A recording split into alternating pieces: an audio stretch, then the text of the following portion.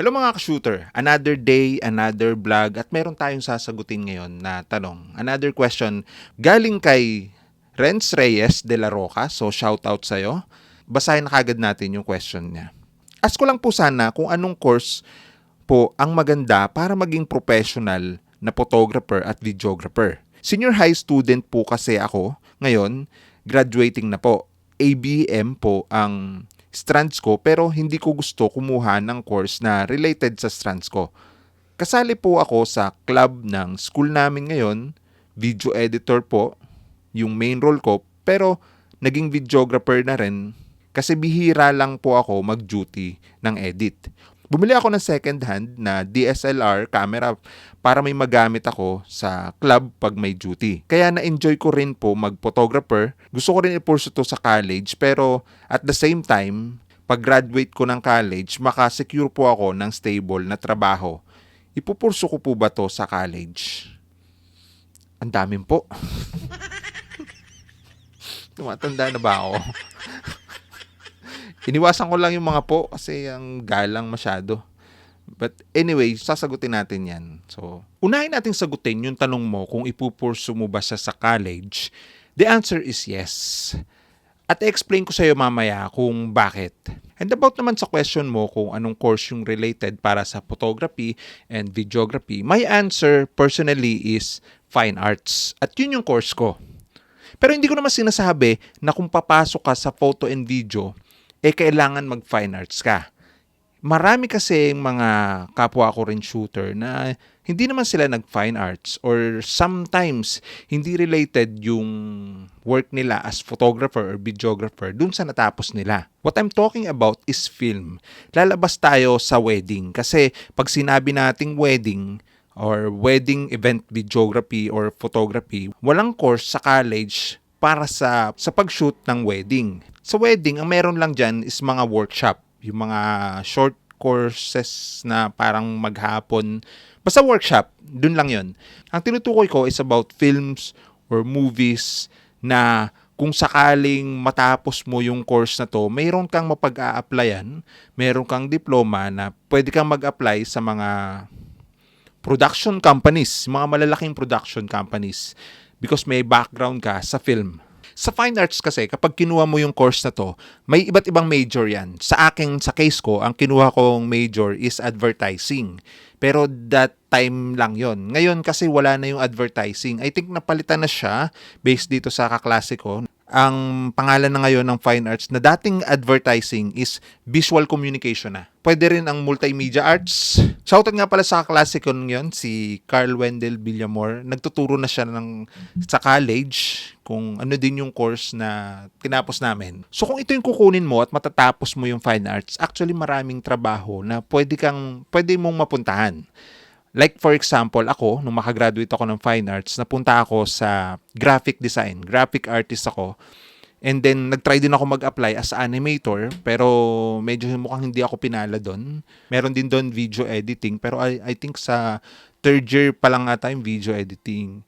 So, mga visual effects, yung Photoshop, basta lahat ng may kinilaman sa mga visuals. And entertainment na rin. At saka sakop din niya yung 3D modeling. So actually marami. Lahat ng may kinalaman sa art at pag-express mo ng pagiging artist, nandito. Kaya nga siya fine arts eh.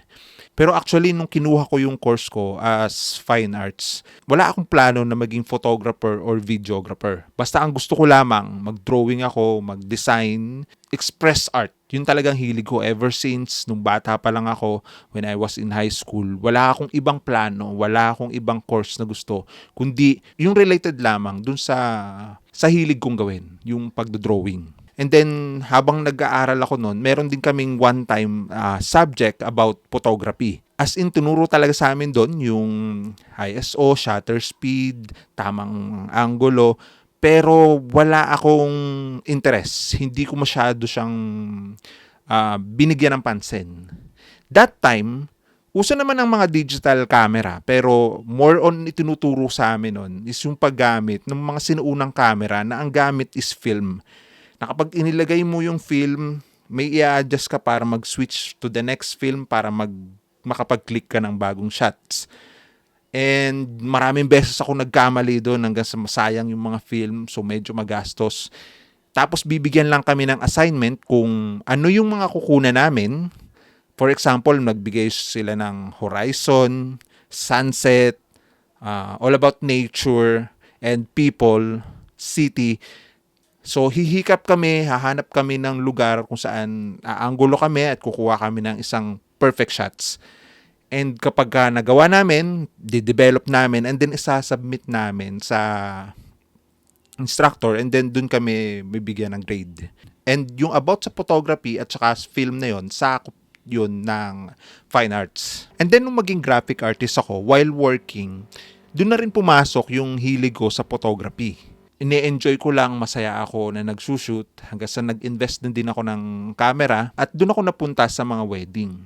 So habang nagsushoot ako, naa-apply ko yung pagiging artist ko, visual through photos or video, kung ano yung vision ko kapag gusto ko mag-tell ng story through photography or videography. Overall, sa lahat ng mga sinabi ko, hindi naman kita ini-encourage na kunin mo yung fine arts kung hindi mo naman siya talaga gusto.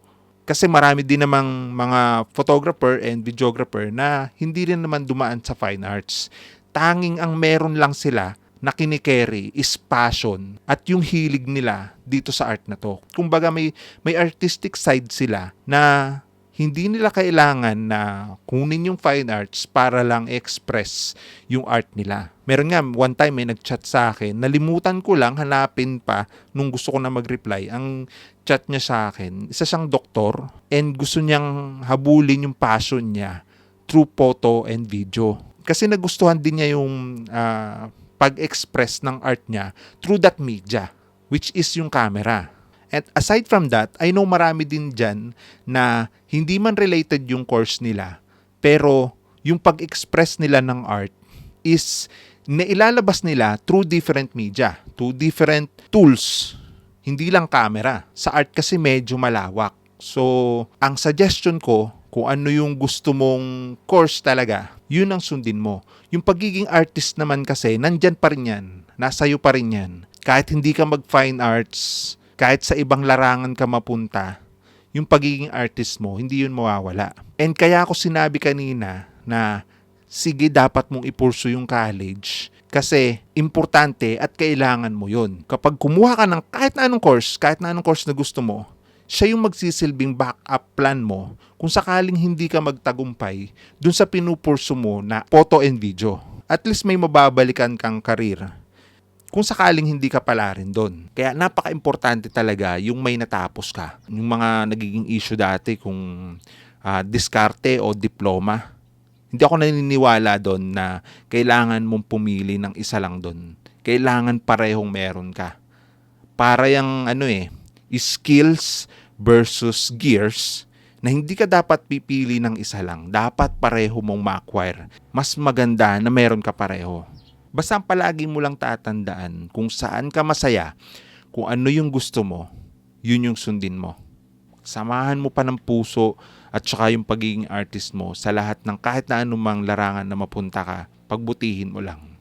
And for you, Renz, thank you sa question mo. And pag gusto nyo nga palang bisitahin yung page ni Renz, may link akong iiwan dito sa baba.